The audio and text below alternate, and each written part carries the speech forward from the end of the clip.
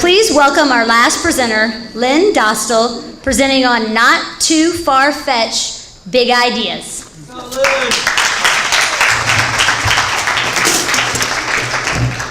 Ladies and gentlemen, I have come up with some big ideas because I'm a guy who likes to play with big toys. When I was in the Army, I was a heavy equipment operator. When I was in the steel mills, I used to run multiple electrical, mechanical equipment. And my philosophy is very straightforward, that in order for Citrus County to grow, we have to make stuff. Now, it's not going to be like these big plants up north, but whatever we make will create wealth. We also need economic diversity. We are tied into Sam's Club, Walmart, and Racetrack, and I'd like to see some real competition with Hess, Costco, and Trader Joe's. How many people like that? We need public-private partners because, as one of our Board of County Commissioners said, we're a poor county. We don't have a lot to draw on, so we've got to develop the draw. First of all, we need to finish Suncoast 2 for all obvious reasons. It has to be done so we take the surface traffic off our streets and have north to south. I've asked Jimmy Smith to contact FDOT to engineer a rail line on the east side of Suncoast 2. It's less than 5 miles from Duke to LKQ. They could be our first customer. They ship 100 cars a day crushed to the old Florida steel plant in Jacksonville.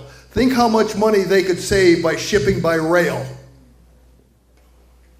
We need to get our county landfill to generate electricity from that gas that's coming off that landfill.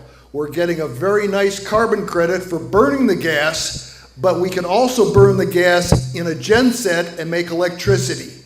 The port is an unpolished gem that I've been a supporter of for the last 3 years. We need to develop that port so that we can really begin to move stuff in and out of Citrus County and develop an industrial park. Agricultural growth could be huge. If our ranchers and farmers could increase their production by 10%, that money would all stay here in Citrus County. What are our ag specialties? How many of you know Fraser Farms in Brooksville? Okay, they make some of the best sweet corn in this part of the country. They make somewhere north of $1 million gross a year from 2 crops of sweet corn.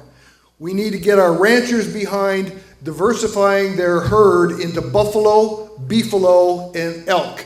This is twice the value of beef, and it is much better. Aquaponic gardens. I'm experimenting on my own time with an aquaponic garden and growing other exotics in this part of Central Florida. I met with Dwayne Sipper this morning on the very thing. From the last presenter, we need to develop a real canning operation here where we can preserve and sell our own food. So we need to look at upgrading that. What do we want here in Citrus County, people? Do we want a sleepy little lumber cow town, or do we want something that has growth and opportunities to it? We need to have a vision. I've shared some of my vision with you. I've heard vision from other people. There is a lot of synergy right here in this room today. And Heather and Dwayne and Keith, you know, we need to keep it moving. We need to be able to build for the next generation to keep our people here so that we have good jobs and build some wealth in Citrus County. Finally, we need to solarize wherever we can. This is going to take some legislative action to get us into a program which will allow the cost of solarization to stay with each and every building, but our schools and our government buildings should be solarized. Say yes to sensible growth. Let's get some of these projects done, and next year I want to be able to come back and focus on 1 or 2 main ideas. I'm fired up about Citrus County. I hope you are. Thank you so much, and we are finished.